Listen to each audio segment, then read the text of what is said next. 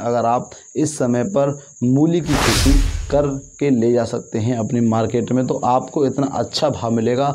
अगर आप इसे छोटे लेवल पर करना चाहते हैं तो छोटे लेवल पर भी आप इसे करके देख सकते हैं, आप मुनाफे का अंदाज़ा लगा सकते हैं। तो किसान साथियों, आज हम बात करने जा रहे हैं जो हमारी मूली होती है उसे अगस्त और सितंबर के महीने में आप किस तरह से लगा सकते हैं अपने खेत में। जो हमारी मूली होती है वो हमारी एक ऐसी फसल है जिससे कि आपको बहुत अच्छा मुनाफा देखने को मिलता है। ये आपकी जो फसल है वो 40 से 50 दिनों में आपको उत्पादन देना प्रारंभ कर देती है। और इसमें जो ज़्यादातर समस्या आती हैं वो फंगीसाइड की आती है, जिससे कि हमारा जो मूली होती है, जो उसकी जड़ होती है वो जो है ख़राब होने लग जाती है, उसमें फफूंदी पड़ने लग जाती है। और इसमें कुछ इंसेक्ट आते हैं जो हमारे पत्तों को खाते हैं, और पत्तियों में भी फंगीसाइड जो फंगस है वो आने लग जाता है। और इसमें हम बात करेंगे कि खेती तैयारी आप किस तरह से करें, खेत आपका किस तरह का होना चाहिए, बोने की विधि आपकी किस तरह से होनी चाहिए, क्योंकि इन्हीं चीज़ों पर हमारी जो बरसात में हम खेती करते हैं मूली की, उस पर आपका उत्पादन निर्भर करता है।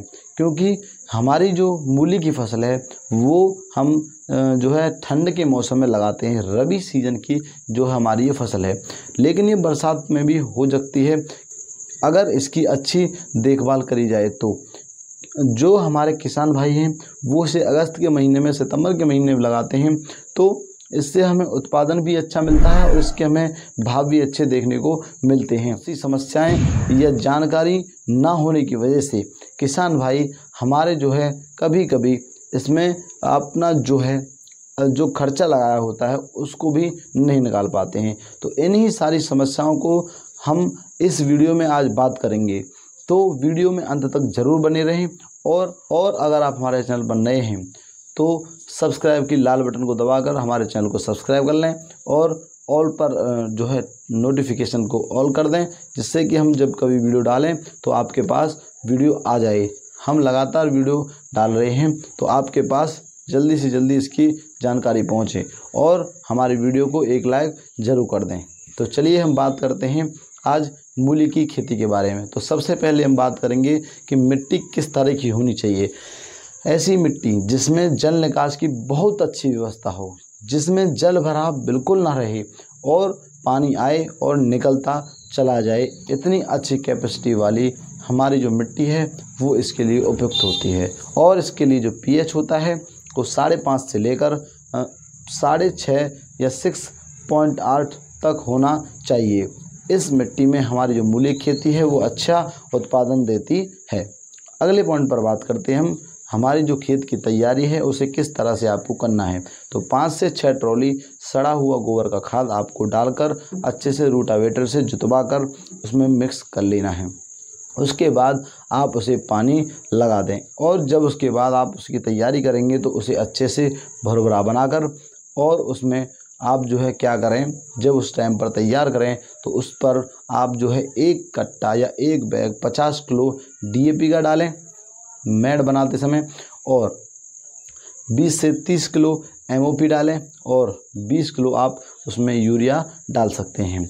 ये हुआ आपका खाद का शेड्यूलिंग। इस तरह से आप जो है अपना खाद इसमें प्रबंधन भी कर सकते हैं खेत की तैयारी करते समय ही। खेत की तैयारी करते समय ही आपको कार्बोफ्यूरॉन 3% 2 से 3 किलो प्रति एकड़ के हिसाब से डाल देनी है, जिससे कि आपकी जो सॉइल है, मिट्टी है, उसका भी उपचार हो जाएगा, जिससे कि आपके खेत में अगर फंगस ज़्यादा आता है, फंगीसाइड से समस्या आती हैं, तो वो आपके खेत में बहुत कम और नाम मात्र देखने को ही बहुत ना मिले।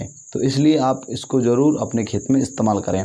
और अगर आपके जो पत्ते हैं वो पीले पड़ रहे हैं तो उनके लिए आप क्या करें, NPK का जो 19-19-19 रेशियो में जो सॉल्यूशन आता है उसको आप 3 से 4 ग्राम प्रति लीटर पानी के हिसाब से आपको अपने खेत में स्प्रे कर देना है, जिससे कि आपकी खेत में जो उसका उत्पादन है वो बढ़ जाएगा और ताकत भी उसमें जो बढ़ेगी, और आपका जो फल है वो लंबा और अच्छा होगा। अब अगले पॉइंट पर बात करते हैं हम कि इसकी जो बोने की विधि होती है वो कैसी होनी चाहिए।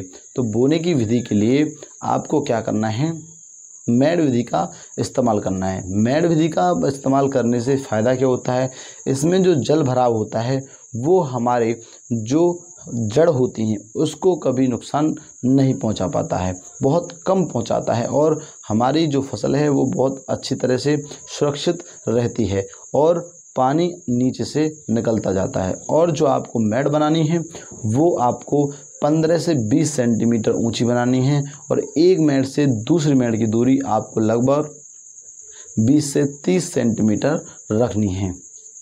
अब जो आपको बीज लगाना है वो 4 सेंटीमीटर लगभग गहराई में आपको लगाना है और बीज से बीज की दूरी आपको लगभग 8 से या 6 से 10 सेंटीमीटर के बीच में लगानी है। और कोशिश करें कि एक जगह पर 1 या 2 बीज ही लगाएं, ज़्यादा बीज उसमें ना लगाएं। अब बात करते हैं हम कि आपको बीज कौन से लाने हैं और किस तरह से आपको जो है उनका बीज का उपचार करना है। बीज की वैरायटियाँ हैं वो आपकी स्क्रीन पर दिखाई दे रही हैं। इन वैरायटियों में से आप कोई भी वैरायटी सेलेक्ट करके अपने खेत में लगा सकते हैं। ये वैरायटियाँ अच्छी वैरायटियाँ हैं क्योंकि इनको हम और हमारे किसान भाई उनको लगातार लगा रहे हैं। इनमें को आप लगा सकते हैं या फिर आपके जो लोकल क्षेत्र में जो अच्छी उत्पादन दे रही हो हाइब्रिड वैरायटी उसको आप अपने खेत में लगाएं, क्योंकि हर जगह पर क्लाइमेटिक कंडीशंस अलग अलग होती हैं, जलवायु आर्द्रता अलग होती है और जो हमारी सबसे ज़्यादा समस्या आती है हमारी मूली खेती में वो आर्द्रता और तापमान की वजह से आती है। इसलिए ऐसी वैरायटी का इस्तेमाल करें जो हाई टेम्परेचर और बरसात को सहन कर सकें और फंगस के रेजिस्टेंस हो, प्रतिरोधक हो, ऐसी वैरायटियों का आप चुनाव करें। अब बात करते हैं हम बीज के उपचार की। तो बीज उपचार के लिए आप कार्बेंडिज़म इसका इस्तेमाल कर सकते हैं और मैनकोजेब इस्तेमाल कर सकते हैं या कप्तान इस्तेमाल कर सकते हैं। 3 से 5 ग्राम प्रति किलो के हिसाब से आपको इसका बीज का उपचार कर देना है। अब हमारे क्या है, अब बात करते हैं अगले पॉइंट पर कि इसमें जो आपको फंगीसाइड आते हैं उनके लिए आपको क्या स्प्रे करना है। तो एक साफ नाम से आता है, उसको मैनकोजेब और उसमें कार्बेंडिज़म होता है, उसको आप अपने खेत में स्प्रे कर सकते हैं। और बात करते हैं खरपतवार, जो हमारे खरपतवार होते हैं उनके रोकथाम के लिए तो पेंडामेथिलिन 30 EC 800 ml या 1 लीटर 200 से 250 लीटर पानी में जब आप प्लांट को लगा दें, मतलब उसको बीज को बोएं तो उससे 2-3 दिन पहले अपनी जो खेत की तैयारी हुई है उसमें आप जो है अच्छे से उस पर स्प्रे कर दें, जिससे कि आपके खेत में खरपतवार नहीं आएंगे। और 15 से 20 दिनों के अंतर पर उसमें निराई गुड़ाई समय समय पर लगाते रहें। अगर जो है इसमें लगातार निराई गुड़ाई से इसमें नियंत्रित ये करते रहना है। अब बात कर लेते हैं हम सिंचाई के ऊपर। जो हमारी सिंचाई है, बरसात के मौसम में आपको ज़्यादा सिंचाई की आवश्यकता नहीं होगी क्योंकि सिंचाई तो होती ही रहेगी बारिश से, लेकिन फिर भी लास्ट में जाकर जब बारिश जो है ख़त्म हो जाती है, इसका उत्पादन तो 35 से 50 दिनों के बाद जो है स्टार्ट हो जाता है और 2 से ढाई महीने तक इसका जो है चलता है। तो उस टाइम पर बारिश की जो है संभावना कम हो सकती है। तो उस टाइम पर आप अगर लास्ट में जाकर जब आपको ऐसा लगे कि आपको खेत को पानी देने की आवश्यकता है तो 8 से 10 दिन में आप जो है अपने खेत में पानी लगातार लगाते रहें। और इसके लिए आप ड्रिप का भी इस्तेमाल कर सकते हैं। ड्रिप इरिगेशन भी और फ्लड इरिगेशन दोनों सिंचाइयों का इस्तेमाल आप इसमें कर सकते हैं। अब बात करते हैं इसके भाव की। तो भाव इसका आपको 20, 30, 40, 50, 60 रुपये किलो तक आराम से मिलने वाला है, क्योंकि आप बरसात में कर रहे हैं। बहुत ही उन्नतशील किसान हैं। अगर आप इस समय पर मूली की खेती कर के ले जा सकते हैं अपनी मार्केट में, तो आपको इतना अच्छा भाव मिलेगा। अगर आप इसे छोटे लेवल पर करना चाहते हैं तो छोटे लेवल पर भी आप इसे करके देख सकते हैं। आप मुनाफे का अंदाज़ा लगा सकते हैं। और अगर आप एक बार इसे कर लेंगे तो हर बार मूली की खेती बरसात में करने के लिए ज़रूर सोचेंगे। तो धन्यवाद किसान साथियों। इस वीडियो में सिर्फ इतना ही, और आगे की वीडियो लगातार आती रहेंगी हमारे चैनल पर। तो इसलिए आप जो हमारा लाल बटन है सब्सक्राइब का, उसको दबाकर सब्सक्राइब कर लें चैनल को और हमारी वीडियो को एक लाइक मार दें, जिससे कि हमें मोटिवेशन मिलता है और ज़्यादा वीडियो बनाने के लिए।